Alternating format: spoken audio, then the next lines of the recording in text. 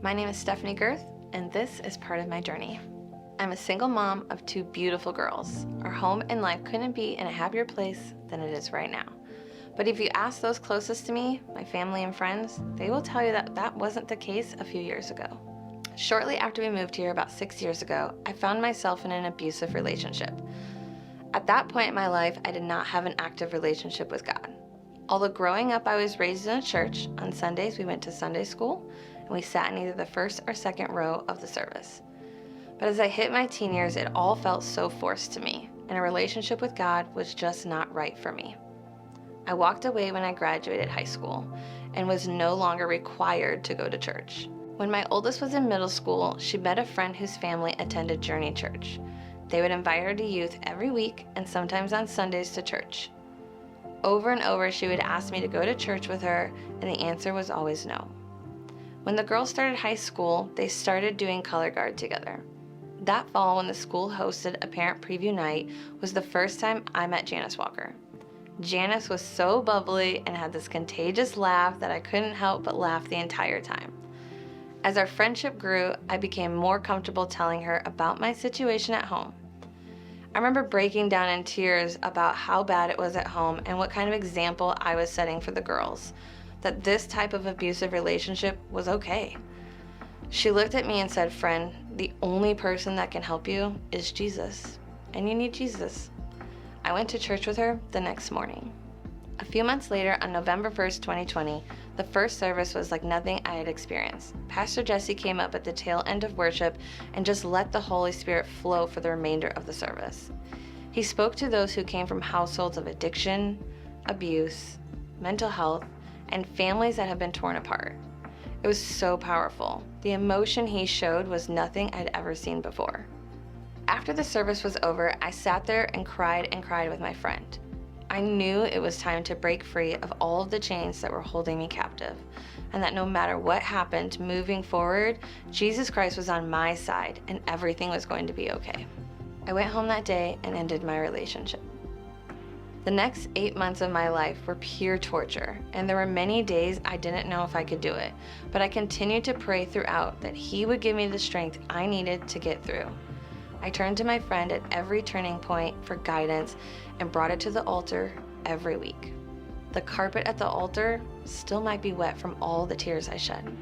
The altar is where I really had my conversations with God and asked Him to continue to show me the way and continue to give me the strength I needed. During this time, I was desperately working a way out of my relationship while also providing for my children. Through a series of miracles financially, I was able to do that. Even though I had gotten myself onto a better path, the road that followed was rocky and filled with tribulation. But through the people I've met here at Journey, I was able to begin the healing process. At first, I went through this phase where it seemed like nothing had happened, and then grief hit from out of nowhere. I'd never experienced anything like this before. Why would I grieve something that was so traumatizing? But if you take away all of the bad stuff, you're left with this false image of a version of someone I shared my life with for years, and it was gone. It really was like losing someone. I didn't like this phase at all. So I busied my time. Every minute of every day was scheduled so I didn't have to face this stage of the healing process. Ultimately, this prolonged it until I eventually broke. July 2021 is when I attempted to take my life. I just didn't want to do it anymore. I didn't want to deal with the emotions, the pain, the hurt, the grief, and the anger that came from the relationship. It had all become too much to bear. I didn't feel like anything was changing. Although he was gone, it was like he was never going to be out of my life, and I couldn't take it anymore. I reached out to my friend again. She came over right away to help me. She then got the right people involved to get me the help that I needed. I was in the hospital for 8 days. When I left the hospital, I had one goal. Not only would I put myself first physically and mentally, but I was committed to put my relationship with God first above all, that I wouldn't stray away from Him again. The problem up to this point was that I was only listening to what I wanted to hear, but it doesn't work that way. We must be all in. Everything is in His plan, in His time, not ours.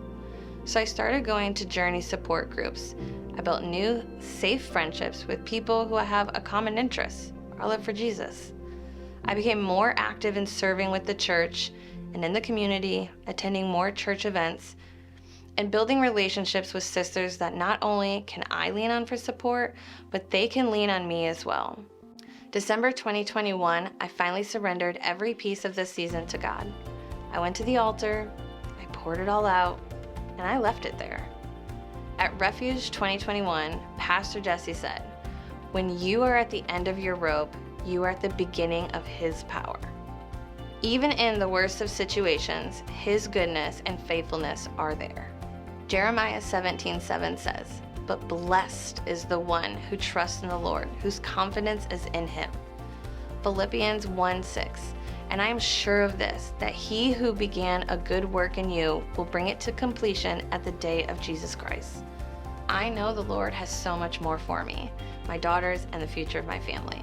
My confidence is in Him because of where He brought me from and where He has me now.